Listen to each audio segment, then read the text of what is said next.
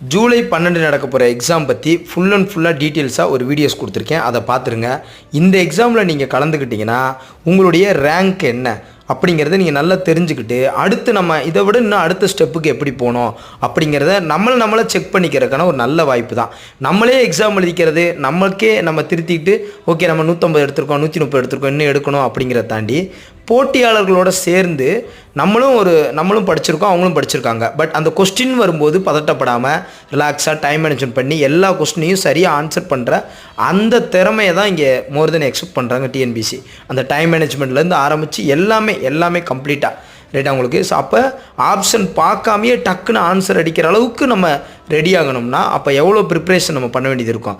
அப்போ நல்லா படிச்சுட்டு வந்து இதை எழுதும்போது உங்களுக்கு அந்த ஒரிஜினல் ஃபீல் கிடைக்கும். அப்போ தான் உங்களுடைய ஸ்டேஜ் தெரிஞ்சு அடுத்து நம்ம எப்படி படிக்கலாங்கிறத நீங்கள் கற்றுக்கிறதுக்கான மிகப்பெரிய வாய்ப்பாக இருக்குது.